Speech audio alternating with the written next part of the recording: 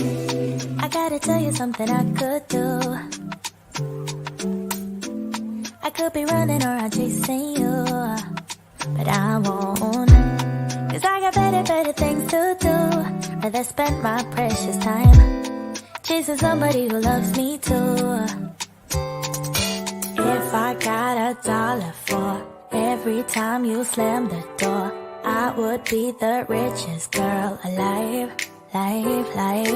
If you hadn't run away every time I asked you stay, you would sleep right next to me tonight. But you didn't know me, all you wanted was a game to play, and you couldn't handle that I had no way. I found your magic and your side chicks, I'm a winner, babe. But you didn't win this, it's a part of the game. In the beginning I just didn't know that you're an enemy I held too close. Now I know, cause you did everything to prove me wrong. You were not the guy I thought. Now I'm beating you at your own. Yeah. If I got $1 for every time you slam the door, I would be the richest girl alive. Hey, this is your girl Michelle with Girls Talk Real Talk, because when girls and guys talk, information is disseminated. So I have one of my favorite people on today. He is here to share with us his podcast. I thought it was rather interesting to know that he had started a podcast and what that podcast is, because you never know how you might influence somebody or how you might step into a space and somebody likes what it is that you're doing. So I'm going to let him introduce yourself. So why don't you introduce yourself, Darryl? I'm Darryl Bledsoe. My podcast is the Smoke Cask and Barrel. And basically the podcast is kind of a cigar whiskey lifestyle, kind of everything evolved around that. I'm actually just one of my brothers that's on the show. And we can talk about that in detail, but big shouts out to Randy Germany and Gregory Merriweather. So that's it. I love cigars. I love whiskey. Okay. All right. So how did you get started with this? How did you and the guys come up with this concept of the celebrating cigars and whiskey? So it kind of goes like this. For me, it's always been more or less a vision or idea or a thing of wanting to do this. I've been smoking cigars probably for about 15 years, was closeted probably from about 12 or 13 of those. It goes into the family and everything. But I've always wanted to do something, a show, podcast around that. It's just something I really enjoy, the lifestyle with it. So that being with that, I met Randy. I always kind of known Randy, and I've known Greg kind of here and there over everything. And honestly, for it to even go live and this idea to even be birthed, we all sat down and kind of just hammered some things out, just as being black men wanting to start something to really, because there really isn't necessarily a black channel or black men or black people doing a whiskey tube, and you're kind of doing it on the scale to where we're trying to take it and where it's going to go eventually. So they came, we talked. I had my idea. They had theirs, because there's all, Randy has the Cosmo Night Social Club that he manages and handles all of that. So it was just kind of like a perfect marriage with everything, really. So we just kind of sat down, formulated some things, and here we are. We got it. So how long has the podcast been on? We started in November. So was it November, December? So about 4 or 5 months. We kind of went through a little dead spot just because we had some, life happens. But we basically just record every week, try to film an episode every week. Right now, at this point, it's pretty much kind of me and Randy doing everything, because Greg got some really big things happen for him personally in his life that are great. and we're happy for him on that. So when he's available and he's able to, he comes in with Sin. So it's been running for about 5 months, I would say, 4 or 5 months. Okay. So, what type of things do you guys talk about besides cigars and whiskey? I mean, it could be, it's based around that conversation. Honestly, we didn't want it to be just, whiskey, of course, is primarily what, the cigars and whiskey, of course, are primarily what we talk about. We give reviews, kind of give our opinions on it. We don't like everything. And that's the one dynamic about it with us having the show. My palate and what I may like may not be palatable to Randy, may not be palatable to Greg or to whoever, even that's watching it. So it's really just kind of us giving that perspective of everything. Other than that, we may talk about some stuff. We clown, have fun, try to enjoy. We may talk, we have to talk about some politics or something like that. We try not to really do it because, cigars and whiskeys and in that lifestyle, we're not interested in trying to talk about all the things that happen in the world. It's supposed to be when you have a cigar, you have a whiskey or your particular spirit that you pair it with, be it wine, gin, whatever it may be. That's your moment to sit down and relax and just diffuse from all of it. So we always keep it in that. We have fun around that, of course. And that's kind of how it goes. So if somebody wanted to check out the podcast, they wanted to come and check you guys out, see what you're about, how would they be able to catch the podcast? What day, what time, what channel, what are you using?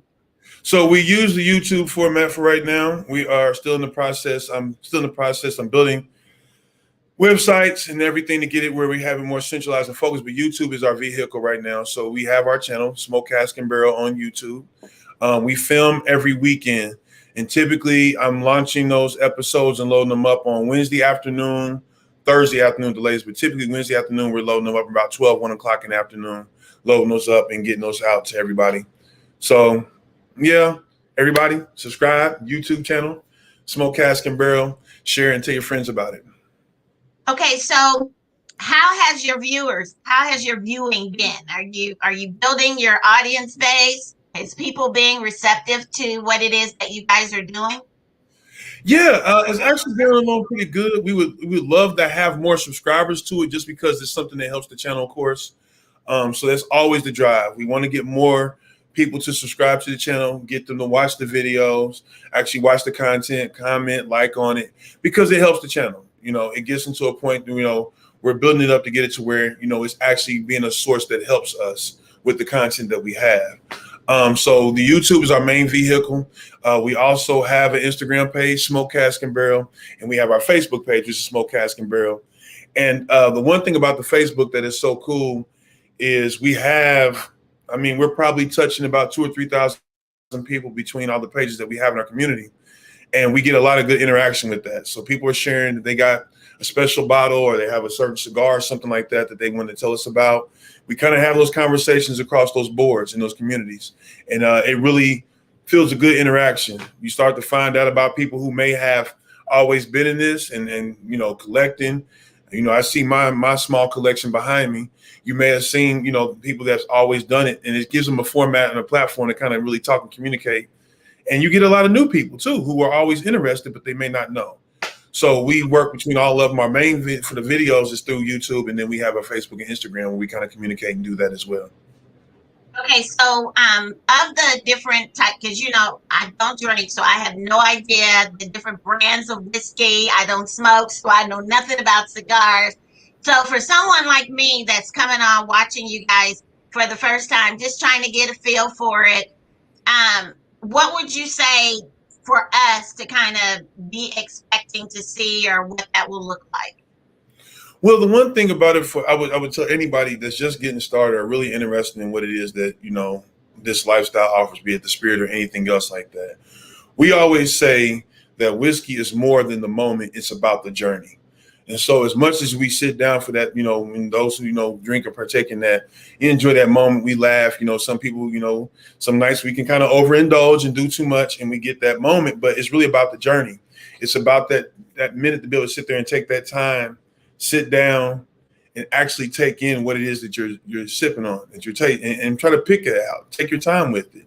It's not a race. A cigar on average takes you probably about an hour to really smoke. So you get that hour in your day for whatever it may have been, that's been a good, bad, or indifferent, whatever that situation's been for your day. You get that hour to sit down with that glass, that one pour, whatever it may be it wine, whatever. Whiskey, it could be, like I said, gin. There's a lot of people enjoy cognacs, vodkas, and so on. But you get that hour to sit down and actually take that in. You're not trying to chug it down. You're not doing shots. And especially when you start getting into your different spirits and prices and how those things cost and what they cost and stuff like that, the last thing you want to do is take a beautiful whiskey or take a beautiful gin or a wine or something like that and just take your time and start shooting it. You want to have that moment. So I always tell beginners, for anybody, whatever it may be, if you're trying to learn about whiskey, you're trying to learn about different spirits, always don't be afraid to try new things, number one. And then number two, take your time with it. It's not a race. It's for you to enjoy that. Take it in, let it sit, and then, discover what you may like. You may find out something that you always thought you wouldn't like, you may really enjoy. And there's some things that you thought you enjoyed because we were just shooting it that you may find out, no, this is not really palatable for me. So, try the new things, take your time with it, and let it take you on the journey that it's going to take you on. Okay, so you said something when you were giving that information. You said, enjoy the pour. What does that mean? The pour. So a standard pour for any beverage, when it comes to whiskeys or something like that, is like an ounce or 2 ounce pour, right? Mm-hmm. If you want to get a big pour, it's a 2 ounce. If you're going to do a regular pour, it may be about an ounce, ounce and a half. And that's not a lot of alcohol in that drink, right? It sounds like a lot, but it's really not a lot. And there's a reason for it not being a lot, because if you have your glasses or different glasses like Glencairns, you can have rock glasses or anything else that you may pour out of or you may drink out of. But that little bit of whiskey or that little bit of that beverage is to last you the entire time through that. Now, you may get a second one or something like that, but you're to take your time with it. That's the design of it on purpose. It's for you to take your time with it, not shoot it, but sip with it, enjoy the different flavors, pick up different notes, so on and so forth, and enjoy what it is that you're sipping on. Okay, so what you're describing to me is kind of like that moment when I take a pause. Yes. And I just chill for a little bit. And I just kind of get my thoughts together, think about the things that have gone on in my day, and just allow the thoughts to come and go. Yeah. And not really stress me out. So that's kind of what I'm hearing that kind of being in that regard. So absolutely. I'm asking you because yeah, I don't know nothing about no alcohol. So I'm the first one to say. And in the family, there are several people that drink. Mm-hmm. I just don't happen to be one of them. And right. I know some that drink, they have just their whole liquor store in their own homes of what they enjoy to drink. And so it's almost like when you get ready to have that drink, you want to have it ready where you don't have to run out to the store and get some, but you want to have it ready there for you. So when you guys came up with the concept of the Smoke, Cast, and Barrel podcast, and you said that you've got a really good following, what else did you learn about the community that you didn't know? Because I know there's a community of cigars and whiskey drinkers, so to speak. Because when I was looking it up, I found the ones that are the cigars and whiskey, cigars and bourbon, cigars and brandy. There was even one that it was cigars and wine. So what drew you into that community? Well, a long time ago, for me, when I got started, I used to just smoke like one cigar a year, and it was just something to do. And I guess when I started taking it, because we look at cigar smokers actually look at cigar smoking and scotch and all these things as a luxury, as a luxury hobby. I mean, you can get cheap, but you can get expensive. But at the end of the day, you're burning money. I mean, that's what we're doing. So, I mean, one cigar can cost you something as cheap as $7. It can go up to 30 and $40 for one cigar. Not that I would buy any at that price, but just saying that it has happened. So that's kind of for me where it got into, and it became something that I found for me was just a good centering moment. I enjoy being able, like, I look forward in my day to be able to sit down, have a cigar, and just, relax and think about a lot of things. If I have to figure something out, maybe I wasn't in a good headspace through the day. It's been hectic, whatever. So it's been that. So that's kind of where I believe for every cigar smoker, that's what it is for us. It's that moment to be able to sit down, everything's tuned out. We sit in the lounges a lot of times and we may still be on our phones, but really we shouldn't, because that's that moment for me to really attend to the cigar attend to me. What we learned, and I can say what I think I've learned even more through this and with the community and everything, with everyone that's been participating, is number one, how many women that there are actually involved in this, because it's always been the automatic idea or the cast that it's just, some big fat millionaire, billionaire that just smokes cigars, and that's just it. And it's always been a male, seen as a male dominated thing. And it's not. There are a lot of beautiful women that enjoy this lifestyle. And honestly, there's probably, I would say that the women probably drink stronger and smoke stronger cigars than most men do. So it's kind of weird that way. So that was one big thing I learned, was just the fact that there's a lot of the women that are in this, but they never have a space or a place where they could come at and feel comfortable enough and enjoy that without being harassed or looked at differently or something like that, that they can sit down and enjoy the cigar and have a whiskey with themselves, by themselves or with their friends. So that was one big thing. And then the other part of it is, as well, something I've always kind of known, but, it's not really celebrated, is us as a Black community, how much it is a part of our culture. And, we have a large, demographic in our community. We're looked at, as urban, of course, to a lot of these companies and things like that. But we represent, as we do in a lot of things, but we represent a good portion of the, economy for this hobby. So you mentioned that there is a large community of women. Now, I have seen sometimes, in the movies or whatever, they'll have the cigar lounges and things like, I don't know if Indianapolis has any cigar lounges, but even in that, I've always thought of it being a male dominated activity. I never really thought of it that women participated in that. But like I said, as I was looking through all of this, there were several female organizations that was popping up that enjoy, and they have their weekly meetings and their weekly meetups. Yeah, and they do. They talk about the different types of cigars and rating cigars and the different types of whiskeys that they like and all of that. So in Indianapolis, there's cigar lounges. The one that I always support and the one I celebrate, and that's my home, is the Cosmo Night Social Club. We are a cigar lounge. And there's actually a ladies group that kind of meets there regularly and kind of filters through there. They're called SAS, and it's SASS, Smoke and Sip Sisters.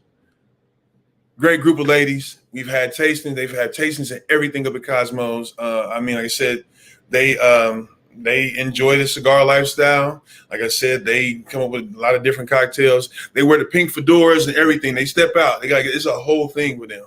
So like I said, there's lounges, and unfortunately, a lot of those places, not everyone, I won't call any names, but there's some places that you can go to that will not really cater to us as, Black people. It's just a reality.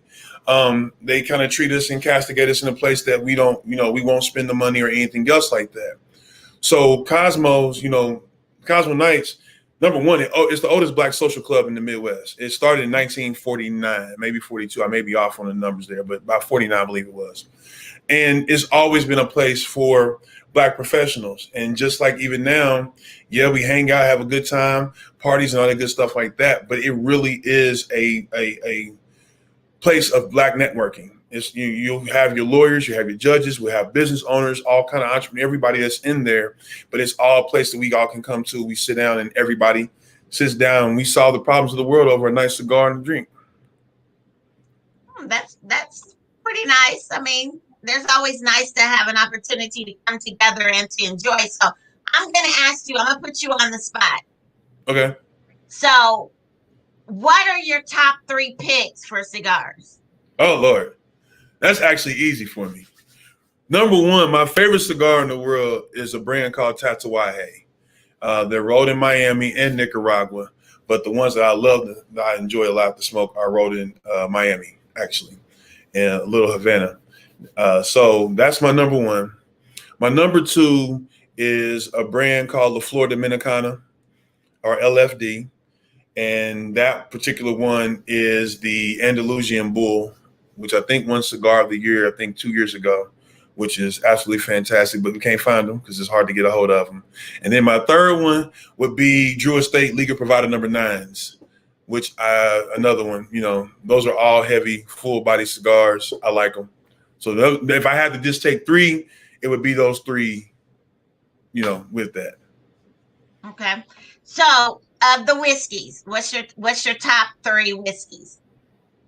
Oh, Lord. That's like me having to pick one of my kids. I ain't got kids, but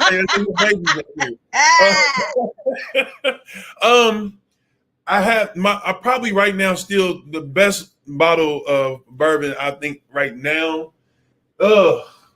Yeah, I'll show it. This one, this is the 2020 George T. Stagg. This is a Buffalo Trace Antique Collection. This is like 1A. Right? This is my favorite one. As you see, I don't sip it a lot. Hard bottle to get a hold of, rare. That was that one. And then I have one behind here. Let me see, I'll grab it. Let me see how I get it out here. This is like 1A and 1A, but this is my other one. This is Wild Turkey, Master's Keep, bottled and bond, 17-year. So this is that. 17-year-old is so good. And let me see. Number 3. Oh, Lord. I got to pick a third one. Man.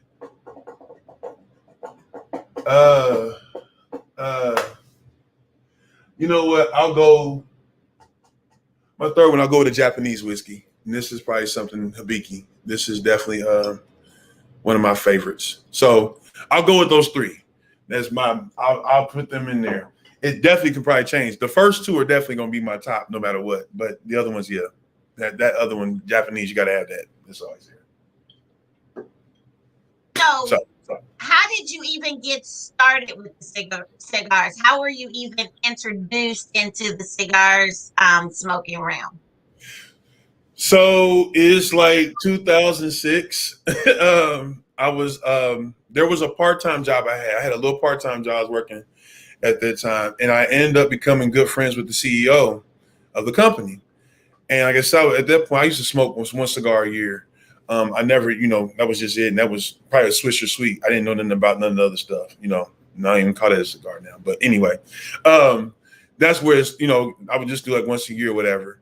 And I became good friends with the CEO. And as a matter of fact, I don't even think he smokes cigars anymore. But I met him and he would throw these Christmas parties. They'd be these amazing Christmas parties. And this particular one, the first one I ever went to, he was giving away to all the men. He was giving Cohiba, Cuban cigar, Cohiba Siglo 6s. And he gave me one. I was trying to defer, but I had it. So we're in the party. I'm smoking it. I'm having the best time of my life. And it's just an amazing thing. And so I had 2 of them. Got my head busted because it was just an unusual experience. I ain't never really did that before. But it was something I really enjoyed. Like, I really like this. And so I started, from there getting little sampler tins of a brand called Acid, which is made by Drew Estate. But they're kind of the sweeter flavored cigars. And I did that for a while. And then I started really getting into the real, the real tobacco, the unflavored, but the real stuff like that. It just took off from there. So really, like 2000, what was it, 2005, 2006 is how kind of how it happened. And like I said, for me, I just found out that it was just like one of the best things ever. Like it was just a peaceful place. It was just serene. It was like my escape. So yeah, I stayed with it. I was closeted for a good chunk of it, but Yeah, you better not let the matriarch know about that too soon. Well, she know about it now, but you it know. goes there, yeah. But in everything, you know, in case people are wondering why we're talking like that, actually, Darryl is my nephew. He is the eldest son of my deceased brother. And here lately, the family has gone through some stuff that would literally blow your hair back. And I don't think it's over with yet. And so, in the midst of everything that we've gone through in the family, how has your cigars and your whiskey kind of given you that release, that opportunity just to be in the moment where there's not anyone asking you to do anything, where you don't feel like you're being pulled in different directions? How has that helped you to try to find a balance, so to speak? You know, through a lot of everything that, you know, like you said, you know, with dad and just everything, it's been kind of a serene space. You know, you still have the things on your head like that, I mean, in your mind. You go through those things daily. It's been a serene place, though. So it's given me that moment. Surprisingly enough, and thankfully enough, as with all things, is, you know, we're talking about alcohol and cigars, but especially with alcohol, you know, to be responsible with that. Please, you know, don't let it become something that, you know, you're using to cope, and you start really developing an addiction or something like that that really becomes detrimental to your health. And so I've been cognizant of that, and actually, you know, with that, but it's always given me, just a space. If I have to cry, scream, or whatever the case is, it gives me that space to do it. You know, I'm fortunate enough to have a room in my house, which is where I'm at. I get to sit down and I can smoke a cigar if the elements don't allow me to sit outside and do it. So it's just always given me that, just kind of, like I said, it's just a serene space. You know, for me, it's the best time that I've had to think. It's my best time that I've had, even my conversations with God. You know, it's just been that space for me, and it's always my escape. And so I've never, you know, it's funny. You'll go through things, and you know, with something like this, I know a lot of people have, you know, they've quit it, whatever the case is. But for all of us, we've all got some type of vice or something that, you know, let's be it cigars. For me, it's cigars and whiskey. Some people, it's great music, or, you know, I can go just ride or go in my car, blast the music, whatever it may be. But for me, it's been the one thing that's just, you know, given me that space to get through this and just cope, you know, and deal with the different things that have occurred. So in what it is, the community that you have become a part of with the podcast that you now have, as you are stepping into that, what have you learned? What have you learned that has really inspired you either to be better or to really be serious about what it is that you're doing? First thing I said, the first thing I learned is there there's a lot of us out there that do it, right? And we participate in it, but we don't have the education or the information, right? It's not really given to us. We can walk in a lot of stores and we're given kind of the cold shoulder. We're not necessarily always given, you know, the opportunity to get certain things. So on and so forth, just the education with it. So that was just like the biggest thing I took from it when starting this and doing it. I do want to shout out while I'm talking about that. Charles Eberhardt, Community Spirits, Indianapolis. He has been an absolute great. He's our principal sponsor for our channel. He's done so much to help us get this information out, to link up with different companies and things like that, to be a source of education as much as we can to our community. And that's the biggest thing of it is, you know, there's been a big gap, and it's, you know, I refer to it a lot, and you know, I just want to, you know, our Black pride does not mean we don't want everybody of other race, but it's very much been a gap, from him and his stores and things that they don't allow him to get from distributors and things like that, but they'll send to other stores. And then when we do get there, what we're able to go see and access without having to go all the way across the city or something like that, or go through, because this world, it's big on relationships. Bourbon is big on relationships. When you start getting a hold of some of these rare bottles, you got to build some relationships. You have to spend money. So it puts us in a place that I think that we're being kind of a handhold with that, get people in that space to, from we don't know, now we're bringing them into the light to say, okay, this is what you can do. This is what's here. This is what you're drinking. And, do this to give yourself the chance to get, other things, to get a hold of some, rare things or whatever the case may be. So I think that's just been the biggest thing, is just finding that big gap and seeing that sizable gap, that even in something just as fun or this hobby of cigars and whiskey, and trying to close that gap down and give us access to those things, to those tables. I'm amazed that I'm hearing you say that, because we know that there are racial disparities all over the United States, but I would have never thought that there was a racial disparity in getting alcohol. Right. I mean, if you've got the money, you've got the means, why not have the avenue in which to get it? That surprises me. I didn't think that you would. Well, I mean, you have to think like, number one, starting with just the distilleries, right? It could be, I showed George T. Stagg. That comes out once a year, and literally across the entire United States and the world, but just in the United States alone, let's just say a case of, and they come in cases of 3. Let's just say they put 100 cases out in the entire United States. There's 50 states, and every 50 state has a major capital, but they only put out 100, which is 300 bottles of that. Every store does not get access to that. And there's rules and things that come into play to that, to how much you sell, and can we give you those allocated bottles, and so on and so forth. But you can have a lot of, other businesses that are performing well, that are selling a lot of the product, that are moving a lot of that and getting it out there, but they'll still never get a chance to that.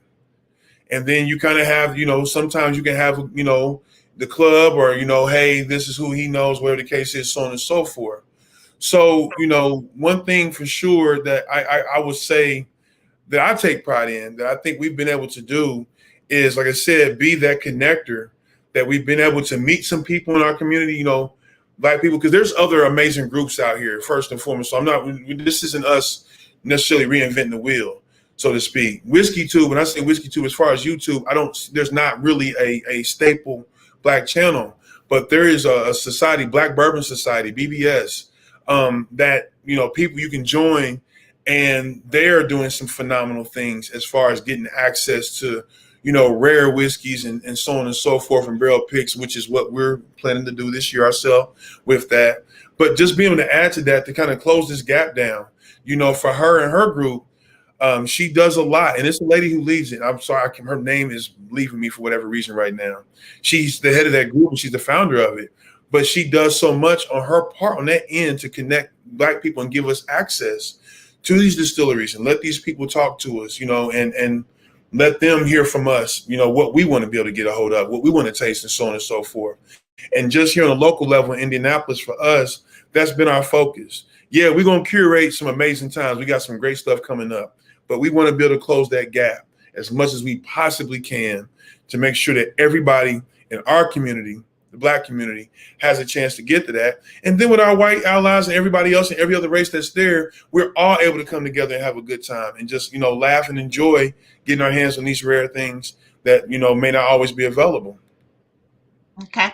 Well, I'm going to take a pause for the cause here. I've got a commercial I'm going to throw up, and then we'll be right back with Darryl to talk a little bit more about cigars and whiskey. We'll be right back.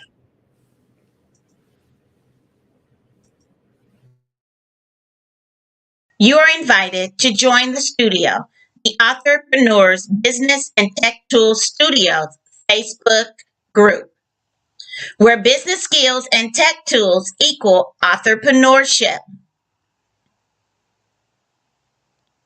We'll help you know when opportunity plus preparation equals entrepreneurship. In business, there are opportunities to use tech tools to enhance your business. So be sure to join so that you can learn those tech tools while you join a community of like-minded individuals and learn how to take your business to the next level. Realize that you hold an important role in your business because you are the secret sauce. No one else can do what you do the way you do it. You are the expert in your business, and there is an audience waiting on the product you are introducing to the marketplace. You already have the content. Why not create additional streams of income from it?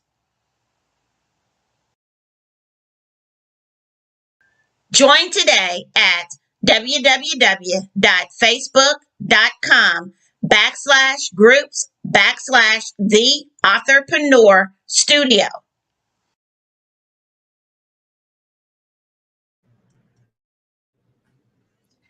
So we're back.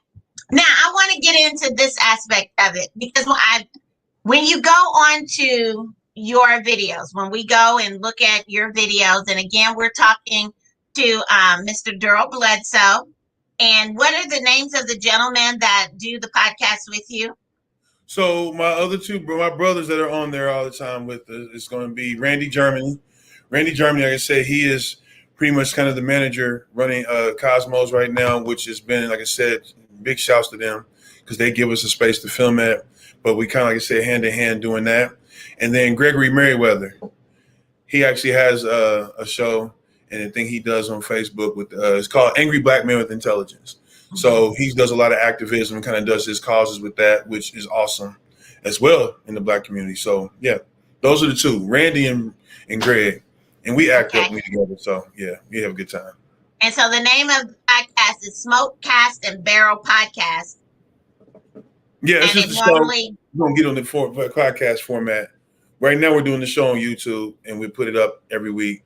And right now, we're working on getting the other things done for the podcast, so you can just listen to it in your car.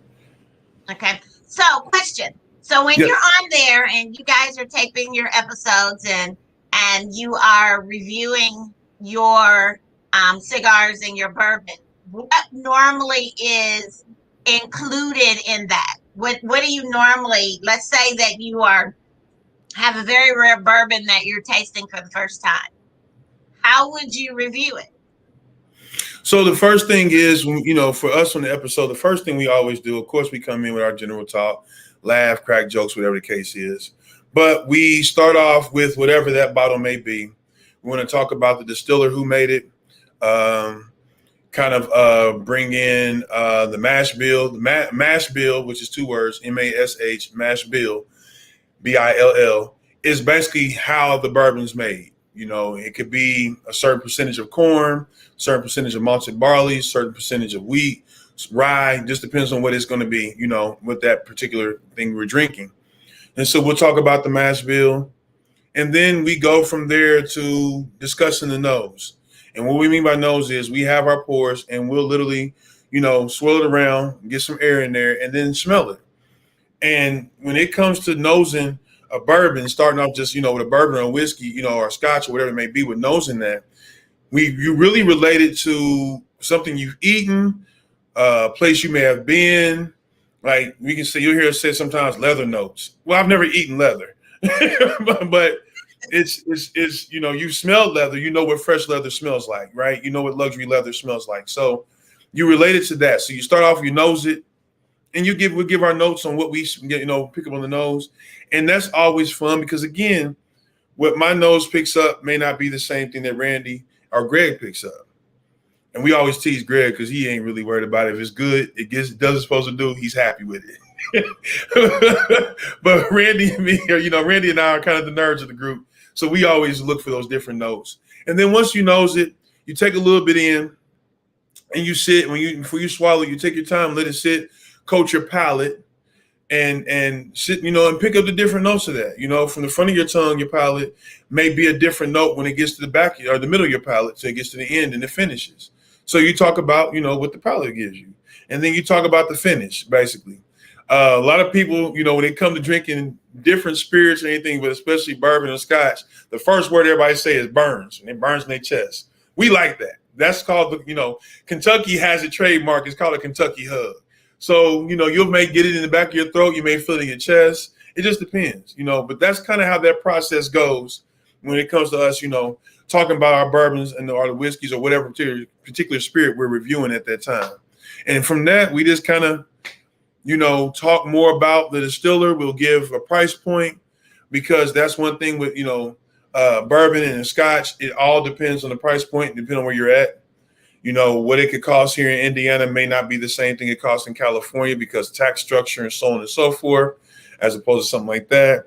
And you start talking more about that, you'll hear us mention things like secondary market, which is basically someone buying a bottle at a certain cost at retail for what it may be. But then they can take that bottle that cost them $150 and sell it for $750 on the secondary market. We don't like the secondary market, though, because that's what makes it hard to get your hands on some of these bottles and so on and so forth. And it gets crazy. That could be another whole show. But that's kind of how the show goes. We kind of give our general conversation. And once we kind of talk to the whiskey, we'll pair it with whatever cigar that we're all smoking. A lot of times we're not smoking the same cigar, which is always great. I tend to like the heavier, real full-bodied, bold cigars. Randy was smoking. We all smoke full-body cigars, but it just depends. A lot of times, it depends on who's feeling what. Sometimes the guys feel like they're smoking something a little medium or smoking something lighter. Or maybe they want to smoke a flavored cigar. It just depends. But it's always giving us kind of a three-person or three different contrasts of what that particular, bourbon or whiskey does with these particular cigars. So that's kind of how the format of the show goes. Okay, so I was going to ask you about the cigar part of it.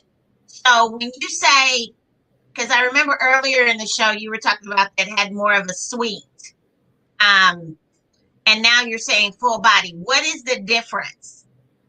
So cigars can be constructed like, number one, there's a gazillion different tobaccos, right? You got tobacco that can come from Nicaragua, Dominican Republic, Mexico, Ecuador, Honduras. We got Connecticut that's growing on the East Coast here of the U.S. I mean, you can go all the way down, in one region, Jalapa region, you have different valleys, just different things. And so depending on how they grow it, they have processes they call shade growing, where they literally are growing tobacco leaves and plants up under a cheesecloth where it's always under the shade. So they're always fighting to get there. A lot of those things are things that make leaves a little thicker, make them a little heavier or fuller. Then you start getting into, what's in a cigar, Ligero, the Viso. You start going on different types of leaves and things like that. So fuller body cigars typically have the Ligero leaf in there. A lot of Ligero are different Viso. There's some other ones I'm forgetting on the top of my head, but they have the different ones they're constructed with. And so when I say a full body cigar, that cigar is going to be strong. You can feel it when you don't inhale a cigar. I know some people in here, some people who do, and I don't know how, but it's straight tobacco. It's not like a cigarette, okay? It's not cut with a bunch of chemicals or anything. It's literally just tobacco and water. So it's not for you to inhale. It's a very dangerous thing to inhale. That's just, I'm giving you my take on that. But you're just, you can take, you can tell the different notes. If it's full, you can feel that because, it relaxes you.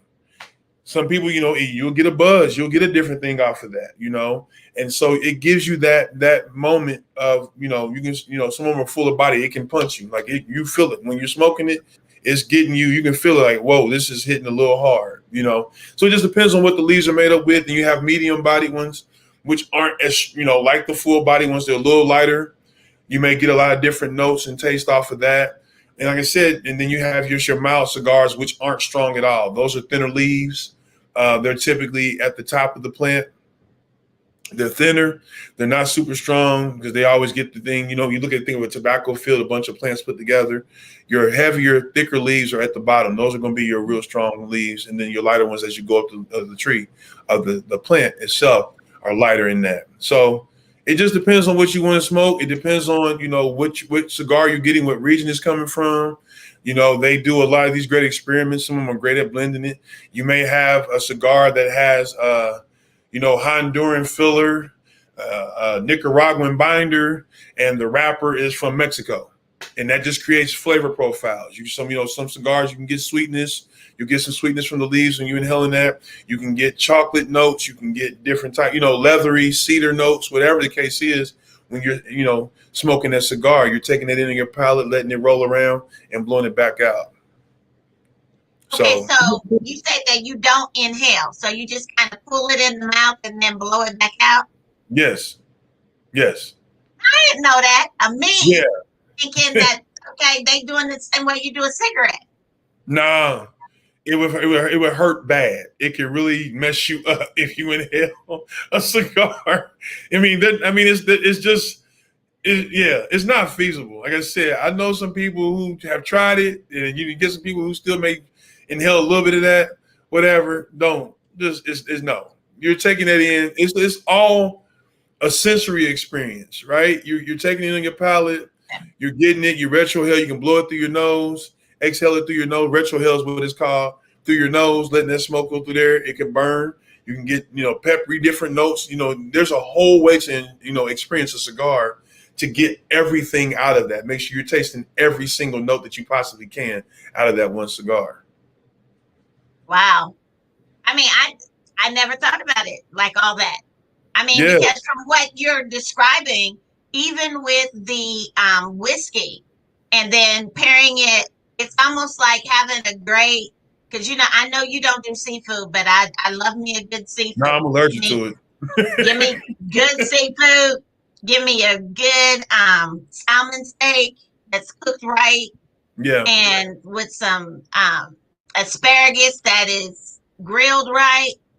And I know a lot of people will pair wines with their food, whichever Absolutely. one brings out the best flavor of the food. So what I'm hearing you say is that you go through the exact same thing with your bourbon and with your cigars. You are pairing them in order to have the best sensory experience while you're in that moment of pause. Absolutely. That was a perfect analogy because that's just what it is. When you eat a food, you have a steak, you're eating a steak, you go for a lot of your red wines, right? You go for your drier, bolder, kind of meatier tasting red wines because you want to pair that and you want that to be a great combination. When you're doing seafood or something like that, you kind of go for your whites, your Pinots, or you go for a Chardonnay, or depending on what it is you're eating. So that same analogy with food is what we do with cigars and whiskey. I know, sometimes it can be like, oh, they're just aimlessly puffing on something, just drinking just to get messed up. No, it's not. That's not what it is. The experience for the cigar smoker is to find out what are the best pairings in the world that I can make with this. They could be a go-to for me all the time. We talked about, you just asked the question about, different strengths of cigars. There are people who smoke mild cigars only. They will never smoke anything more than a mild cigar, right? But they know what they're going to get from that one particular cigar every time they do that. And they also know that if I decide to pair it with this wine, I know it's going to taste like, and it's going to give me everything that I'm looking for in this moment.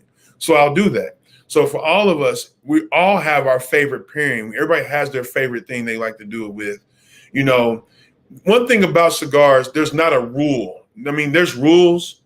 The high, people, nose in the air, whatever the case is, I always call them kind of your white collar people that, with that have their rules, whatever. I always say, we always say in this community, the best whiskey in the world is the one you're drinking, right? So what I consider the best may not be the best for you, but the best whiskey is the one that you're drinking, and you drink it the way you want to drink it. If you want to put ice in that, if you want to put Coke in it, even though you're going to hurt my heart mixing it with something, but if you want to mix it with something, that's what you choose to do. That's the way you want to drink it, and the same thing is with the cigar. The best cigar in the world is the one that you're smoking. So it's for you. It's your experience. No one can tell you how you need to do this. There's people who will, and you shouldn't do this, and you need to pair it this way. You need to do this with it. But it's really a personal experience, what it is that I'm looking for and what I want to get out of it. Okay. So now look, I don't have any experience with any of this, so I'm just asking the questions here that I know people want to know. So when you are going through the process of smoking your cigar, what's the first thing that you do when you open up the cigar and you start your sensory experience with that cigar? Well, it depends on how I'm feeling because I'm being extra bougie. I'll go through a whole process. So, but technically, every cigar, I'm a cigar weenie, so I'm always going to be the one to go find the new cigar that just got released. And I'm going to try it once. I don't take anybody's word for it, and that's a big piece of advice. Just throwing that in there. Don't take people's word for it. Find what you like, smoke what you like, as much as you possibly can. Try everything that's out there when it comes to that. Try every bourbon and scotch that you possibly can, so you can find what you like. Because you may find out some stuff that that you didn't think you would care for. You find that you really like it. So for me, typically, I grab that first cigar. I'll grab it. I'll smell it just to get things off of it. But I'll clip the end of it. Get the cut on it. Put the cutter on it, and I'll draw it before I light it because I want to see what it tastes like pre-lit. What flavors can I get off of before I light it up? What notes can I pick up before I actually light the cigar? And that kind of set a tone and give me a direction what I can expect once I finally put fire on the foot of it. And then once I light it up, I'll get it started. And cigars. Oh, matter of fact, cigars. We always talk about first and second thirds, whatever the case is, cigars. So you always kind of break it up with your first third, your second third, then you finally get down to the last third of it. And that cigar can change so much from the initial light to the middle of it to the end of it. It can pick up in flavor, or it can become super harsh and you just hate it. So, typically, I guess that's kind of the process. And you start smoking and you enjoy, you relax, get that in there and really try to take the notes. Like I said, if we're out, we watching the game, we laughing, talking, cracking jokes. So a lot of times we're not spending the time with the cigar the way we really need to appreciate what it is. But, when you get that chance to really sit by yourself, I always want to try to get the first third by myself, without having a whole bunch around me so I can really see if this what it is. Because, you can light a cigar up and get to the first third, like this ain't what I want. And, I'm done with it, and I want to get something that I know, is going to be that. So it's kind of the experience, like I said, but it just depends on how bougie one is feeling that day. You can go through the whole thing, whatever the case is. But those are typically posers. Depending on how bougie you want to be that day, huh? Yeah. Those are typically posers, though. You got, like in anything, you got people who think they know everything. And this cigar, if it ain't Cuban, if it's Cuban, it's the best cigar ever. Well, that's not necessarily true. There's bad cigars and everything. And it could be bad cigars from anybody else. It's the same thing with, whiskey or any spirit. Well, I paid $25 for this bottle of whiskey. And I paid $150 for this. So if I paid $150 for this bottle, this is definitely the best whiskey ever. No, it's not. I've got some whiskeys and had some whiskeys that I paid. I'm not even going to mention it because I probably get hit in the head. But you pay amounts for them, and it's not. It just doesn't compare. You know what I mean? There's great whiskeys at $15, $20 that are absolutely great whiskeys. And there's, some bad ones at the price. The same thing is that you go to the upper top of the scale with cigars as well. It just depends. Okay. Well, thank you so much for coming on and sharing this experience. When we were talking about it and you started talking about that there are women groups that are doing the cigars and whiskey as well, that kind of intrigued me. It really did, because as you said, I had thought that it was mainly a male-dominated hobby, and it's not. No, these ladies are out here doing it. I'm telling you now. It's no different. They're drinking their whiskey straight. They're drinking overproof, which means they're drinking 100 plus in the proof. And I mean, they're having, fantastic time, having a great time with it. It makes it's kind of an inside thing. The guy comes in, he orders a Tom Collins, and she's ordering her whiskey neat, and she's getting something strong. So like I said, that was kind of like an eye opener. You find it's a lot of ladies that really enjoy it. Okay.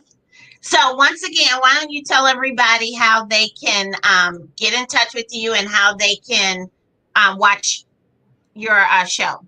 You can watch us every Wednesday. We always put a new episode up every Wednesday. We're going to probably try to get some other ones in there, but every Wednesday we're on YouTube. I said the YouTube. We're on YouTube, the Smoke Cask and Barrel. You can search us and name in that. Subscribe subscribe, get on there, watch all the content. We got videos up already. Watch the content, like, comment, subscribe to the channel. Most importantly, you can get us on YouTube, Smoke Cask and Barrel. We are on Instagram, Smoke Cask and Barrel, and we also are on Facebook, Smoke Cask and Barrel. So we were able to lock their names down all across. So, you know, follow us on that. Like I said, I would say this is really, I know for the city and for this community, groundbreaking. We're able to get a lot of education to people, introduce them to that. But then we also, you know, because of our sponsors, we're featuring a lot of great Black business, a lot of great Black, you know, things with that. So, you know, Community Spirits, like I said, is our title sponsor.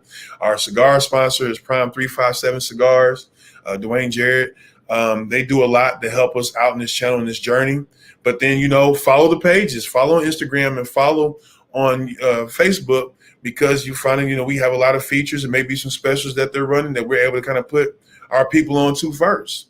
So, you know, it's a big, I think it's a big deal. It's, you know, it's my baby. I like it and love it, you know, so yeah. Okay, so one final question. How does the wife like it? How's Tamika like it? Yeah, she's cool with it. She knows it's what I do. It's my vice. She's probably not happy about the budget, you know, that it comes when it comes to acquiring a lot of these bottles and stuff like that. So I got to hear it on that end. But I mean, what person that has a spouse does not have to hear it? I mean, some of these bottles ain't cheap. And, you know, we nerd completely out. So, you know, I'm one of the ones that be driving across the city, may drive out of town as well to go hunt for some stuff. And if I find it, I'm automatically going to get it. So. Okay.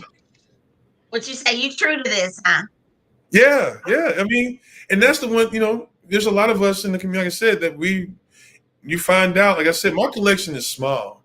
This is just part of it. There's some other ones, but I mean, some other parts of it in my room, but this is small. There's a lot of people who are really, really, really into it, and they've been collecting for a long time. You know, for me, I'm kind of a newbie still. You know, I've only got a few years in this. There's a lot of people who have had their lifetime with it. So, you know, it's a real thing. This is a real hobby. It's a real, you know, community, real group of people who do this and enjoy it. Okay. Well, thank you, Darryl, for coming on and sharing your wisdom with us. I'm going to have to check you guys out. Now, when you guys do your taping, do you do it with a live audience, or you just do the taping with just you guys? We just do the taping with us. Like I said, we're at Cosmo. We film at Cosmo Night Social Club. We're actually in the process of kind of building our studio out there, so we always have it there. But we've done a live show. We opened up. We actually kicked off the entire channel with an actual live show. We were doing a Community Spirits Bourbon Show, which is when you get a lot of the rare allocated bottles for his customers, and we actually did a live, you know, thing with that, which was a lot of fun. So we're bringing, you know, we're going to do some more live events where we're streaming and casting directly to Facebook or to YouTube. We've got a lot of different things happening. We got some plans. I ain't gonna say nothing yet because I don't want nobody trying to jump on our stuff yet. But we got some plans. So we got some things that we got cooking. It's gonna be pretty fun. Well, make sure you stay up with us and that you let us know, so that those that are within my audience that like the cigars and whiskeys can be able to jump on it as well. Absolutely. So this is your girl Michelle with Girls Talk Real Talk with our guest Darryl. Because you know what? When girls and guys talk, information is disseminated. So make sure that you're back with us again next week, as we will have another great show and conversations with great people. We'll talk to you later. Bye-bye.